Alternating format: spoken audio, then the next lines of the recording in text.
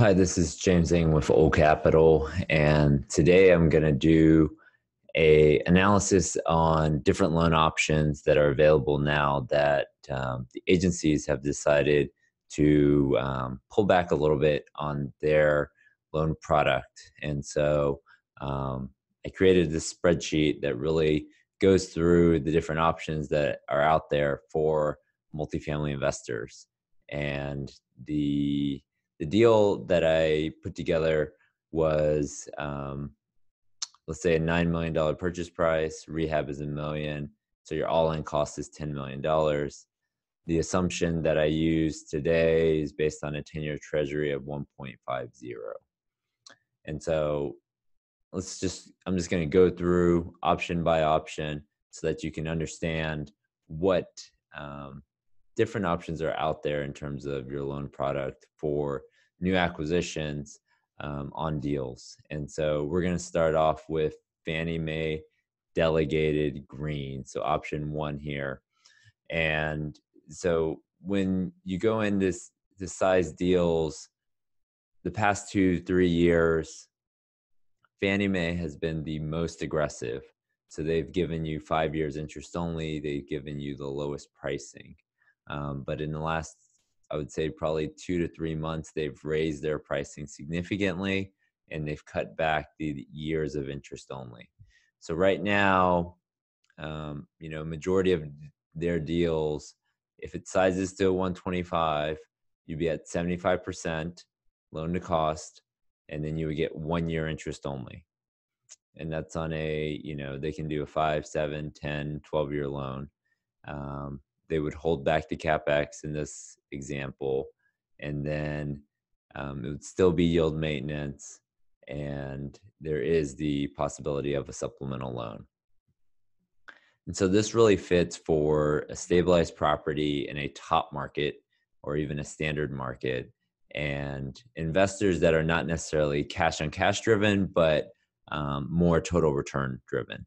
And they want that option of a supplemental. So that supplemental is going to give you a second loan, let's say 2, 3, 4 years from today, that you can take either cash out, or let's say somebody wants to re-lever the loan. Let's say you sell the property here in 4 or 5 years and it's worth $15 million now. They are going to have the option of increasing the loan from 7.5 million, let's say maybe up to 10 million. So they could get up to a supplemental loan of 2.5 million if it sizes on the debt service to re-lever the loan. And you could sell the property without having to deal or pay the prepayment penalty of yield maintenance at that time. So that's option one, Fannie Mae delegated green. Option two is CMBS. So CMBS is commercial mortgage-backed securities. And back when I was at G Capital, this is what I underwrote. And so CMBS is across all different commercial property types. They have not been competitive on multifamily, I would say, in the last couple years because of the agencies. And so now CMBS is finally getting able to do some multifamily and not your typical office, suburban office or retail deal. So CMBS is trying to move in on multifamily, trying to fill that gap. And so CMBS is a one-time loan, so they do not typically hold back for retail. So as you can see in this example, I'm taking 75% of the purchase price. So $9 million at 75% gets you $6.7 million. Their pricing is actually pretty comparable right now to Fannie Mae. I'm seeing quotes anywhere from 4% all the way to 4.5%, depending on where the deal is. The years of interest only is actually getting very interesting. We've seen quotes anywhere from 1 year at a minimum, but even all the way up to 10 years interest only, so full term IO, depending on the market and then also depending on the borrower's experience. CMBS is typically a 10-year loan product. It's going to be a fixed rate deal the whole way. And this is where people get have their challenges with CMBS is that the prepayment is defeasance, which is very similar to yield maintenance, but it's an actual replacement of the securities. So it's actually probably 30, 40, $50,000 more than yield maintenance. So calculate your yield maintenance and put on an additional 50,000 for defeasance. And here also another point that people make is the loan servicer. So the person you use to originate the loan typically actually doesn't service the loan. So the loan is securitized in a pool, and then that pool is managed by a servicer. So that servicer could be a completely different company than you originally signed up with. So when does this fit in terms of CMBS? Number one, it doesn't it needs to be stabilized, but because they're still sizing the deal based on cash flow, they use a thing called debt yield, which is essentially just your NOI over your loan amount. Sort of very similar to a debt service coverage test that Fannie Mae uses. And limited rehab because you're not rolling in any rehab. The IO can go full term, which is very nice if you're cash on cash driven. And I have not seen a lot of these, but there is a second mortgage mezz loan available, but is at the sole discretion really of the loan servicer. So I have not seen as many of those. So I would not count on that and, on the CMBS loan. Let's go to option three. Option three is the bridge loan. And so you've got a $10 million all-in cost basis. The bridge is going to give you the highest loan amount. So you're looking at $8 million, so 80% loan to cost. They are going to have a higher interest rate because of that higher loan amount. And it's typically going to be floating. So 30-day LIBOR plus about 325. You could get down to about 3%. So your initial rate's going to be around 525, and it's going to float with LIBOR. So they're going to make you buy a LIBOR cap, which on a deal of about 10 million, $8 million loan, you're probably looking at $25,000, $30,000 for your LIBOR cap, and full term interest only, but your term is only 3 years. So pretty standard bridge loan. A lot of bridge lenders on the market right now. 3 years on the initial term, and then 2 1-year extensions. And so this could be, the extensions are in the loan agreement, but they're going to make you hit specific debt yield tests, which is that NOI over loan amount, and then also LTV tests. So, hopefully by year 3, after you've implemented your business plan, put a lot of CapEx into the deal, your value has increased past 80 has increased enough so that your current loan of $8 million is well below sort of what the original loan to value was or loan to cost was. They're going to hold your CapEx. They're going to make sure you do it.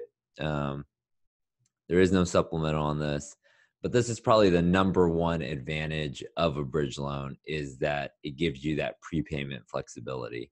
And so as soon as you're ready, typically they have a lockout period of let's say 6 to 12 months. And then after that first year, you're ready to go.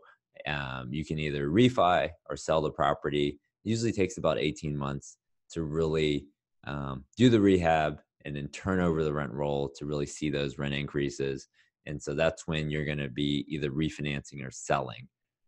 So you can, probably in that 1 to 2 year range. And then it's only 1%.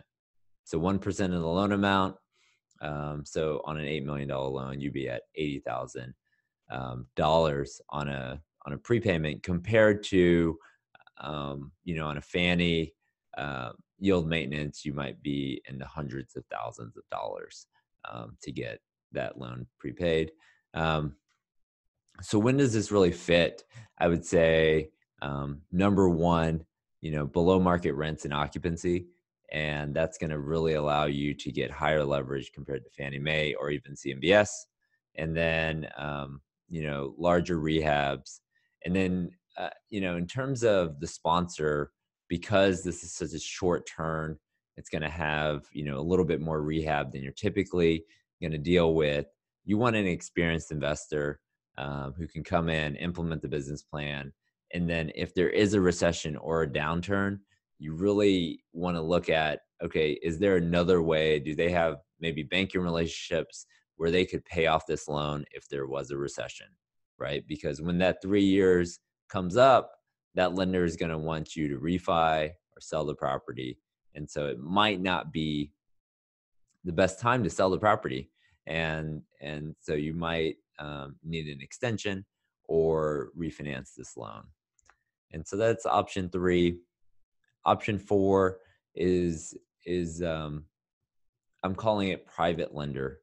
And what that means is there has been a lot of private money that's come into the market recently, whether it's CMBS or Fannie Mae or somewhere in between. And they are really addressing the gaps that Fannie Mae and CMBS has. And so it's really all the negatives of each product they've tried to address. You're never going to get sort of the perfect loan. But let me walk through some examples of how they've sort of, some private lenders have put in some terms that are unique. The first thing would be some private lenders have come in and said, look, Fannie Mae is at 1 year interest only. We're going to give you 4 or 5 years interest only on the deal, fix the rate for 10 years. And it's going to be essentially the same thing. The one thing that a lot of these private lenders have not figured out, I mean, it's the same prepayment penalty in terms of defeasance, but there's going to be no supplemental, right? So a lot of these private lenders, what they're doing is still securitizing their loans, but it's not really, it might be held on their balance sheet or they might go to securitization. And so depending on their appetite, that supplemental is typically not available. So they're going to fund your loan and then they're going to send it to a servicer or service it themselves. So this is really coming into play when Fannie Mae doesn't fit, CMBS doesn't fit. You don't really want to do a bridge loan at this point in the cycle. And these private lenders are stepping in to really essentially give you what agencies have been giving you the last 2 or 3 years, with the exception of that supplemental loan. And so where Fannie Mae is not being aggressive on interest only pricing, but investors still want that similar product in terms of 3 to 5 years interest only, long-term fixed rate loan. And essentially you are willing to pay the large prepayment to mitigate the loan maturity risk of a bridge loan. And so that's really option four. And it's become very interesting in the last couple weeks as agencies have pulled back. There are now a lot of different options for apartment investors to consider. And hopefully this gives you an idea of the pros and cons of each. And if you have any questions, you can reach out to me at Old Capital, JENG at oldcapitallending.com. Thank you very much.